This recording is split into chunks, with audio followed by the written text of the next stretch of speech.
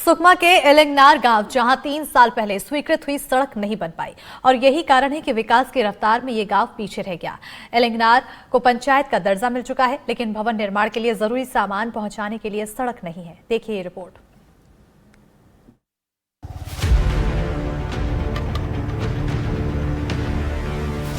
ये कोई पहाड़ नहीं, ये रास्ता है सुकमा के एलंगनार गांव जाने का। इस रास्ते पर वाहन चलाना छोड़िए, पैदल चलना भी मुश्किल है। 3 साल पहले इस रास्ते को बनाने के लिए 11 करोड़ रुपए की राशि भी मंजूर की गई थी, लेकिन रास्ता नहीं बन पाया और इसका खामियाजा भुगत रहे हैं एलंगनार के ग्रामीण।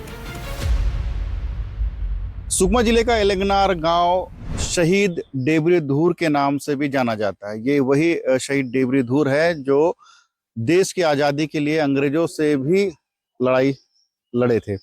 जो पीछे जो स्मारक दिख रहा है, ये डेबरी धूर की याद में बनाया गया स्मारक है, जो ग्रामीणों ने इसे सहेज के रखा है। एलंगनार गांव के ही डेबरी धूर बताए जाते हैं और इन्होंने देश की आजादी में अपनी भूमिका निभाई है। इस एलंगनार गांव में बुनियादी सुविधाएं इतने परेशानी है कि ग्रामीणों के पास स्वास्थ्य सुविधाएं नहीं है, स्कूल नहीं है और पानी की समस्या बनी हुई है। एकमात्र सड़क नहीं बनने से ग्रामीणों को कई समस्याओं से जूझना पड़ रहा है।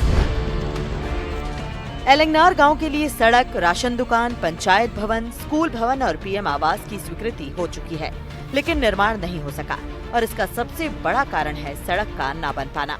2025 में ही एलंगनार को अलग पंचायत का दर्जा भी मिल गया, लेकिन सड़क ना बन पाने की वजह से जरूरी संसाधन गाँव तक नहीं पहुँच पा रहे, लिहाजा सरकारी भवनों का निर्माण नहीं हो पा रहा है। वही रोड नहीं बन पा रहा, इसीलिए कुछ विकास नहीं हो पा रहा है सर। ये स्कूल नहीं पा रहा है, आंगनबाड़ी नहीं बन पा रहा है। ये अभी स्वीकृत हुआ है, पंचायत अलग हो गया है, पंचायत भवन भी बनने का है, वो भी नहीं बन पा रहा है सर। झीरम की पहाड़ी पर बसे एलंगनेर गांव तक 18 किलोमीटर लंबी सड़क बनाने के लिए सरकार ने 11 करोड़ रुपए की मंजूरी दी थी।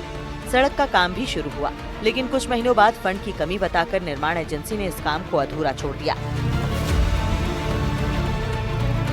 झीरम से लेकर एलंगनार तक ये जो सड़क है, ये सड़क पिछले 2 साल से अधूरी पड़ी है।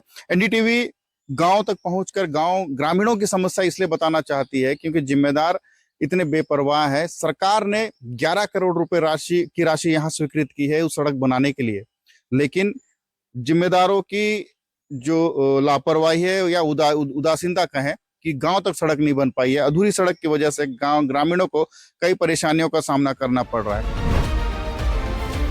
इस मामले को लेकर कलेक्टर से बात की गई तो उनका कहना था कि फंड की स्वीकृति मिलते ही सड़क निर्माण शुरू होगा। इसमें जो सड़क बनाने के दौरान पहाड़ी क्षेत्र पड़ने की वजह से उसमें निर्माण में कुछ समस्या आई और साथ ही साथ उसका जो कॉस्ट है वो इंक्रीज़ हो गया।